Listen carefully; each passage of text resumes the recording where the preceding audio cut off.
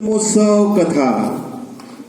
भगवान श्री कृष्ण जन्मोत्सव कथा स्कंद पुराण के अनुसार द्वापर युग में मथुरा में महाराजा उग्रसेन राज करते। राजा उग्रसेन को उनके पुत्र कंस ने गद्दी से हटाकर खुद राजा बन गया। कंस की एक बहन देवकी थी, जिसका विवाह वासुदेव नाम के व्यक्ति से हुआ। कंस देवकी से बहुत प्रेम करता था। जब देवकी की शादी वासुदेव जी से हुई तो कंस काफी दुखी हुआ और खुद ही रथ हाँक कर बहन को ससुराल विदा करने जाने लगा। तभी आकाशवाणी हुई, हे कंस, जिस देवकी को तू बड़े प्रेम से विदा करने जा रहा है, उसका 8वां पुत्र ही तेरा काल होगा।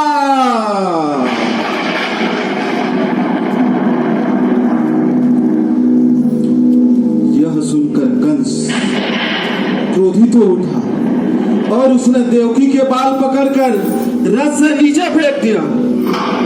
कंस ने सोचा, अगर मैं इसे मार दूं तो इसका पुत्र ही नहीं होगा और ना ही मेरी मौत।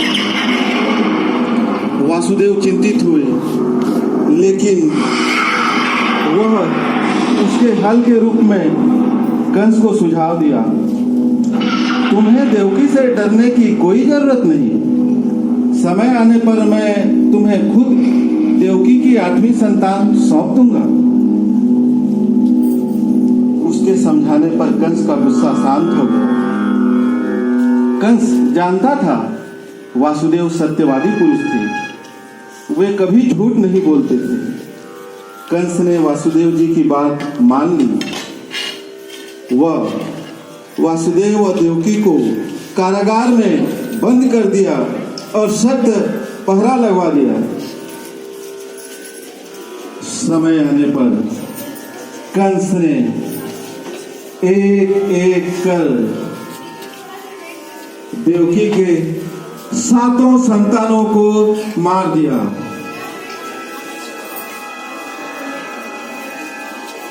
जब 8वें संतान का समय आया, कंस ने पहरा कड़ा कर दिया।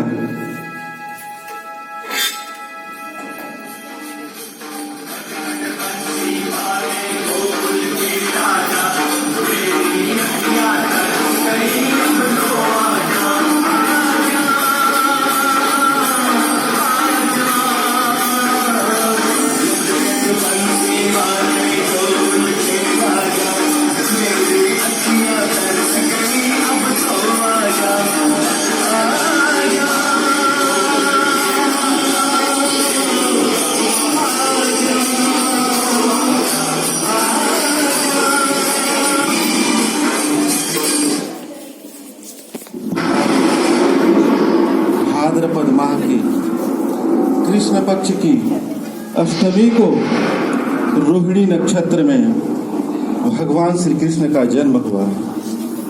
जिस समय देवकी के गर्भ से 8वां पुत्र हुआ, उसी समय संयोग से यशोदा के गर्भ से एक कन्या का जन्म हुआ, जो और कुछ नहीं सिर्फ माया थी।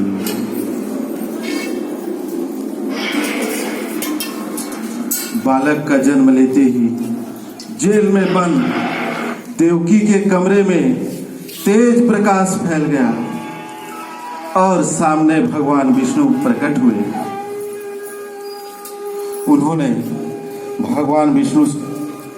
उन्होंने वासुदेव से कहा, मैं ही बालक के रूप में तुम्हारी संतान बनकर आया हूं। तुम मुझे अभी इसी समय अपने मित्र नंद जी के घर वृंदावन में छोड़ाओ और उनके यहाँ जो कन्या जन्मी है उसे लाकर कंस को दे दो।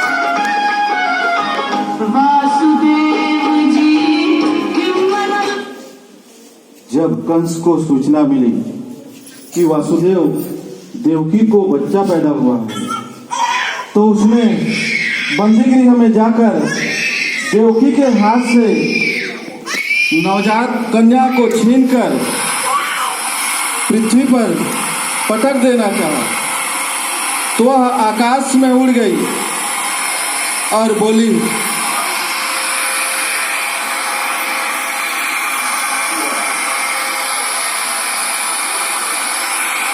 अरे मूर्ख, मुझे मारने से क्या होगा?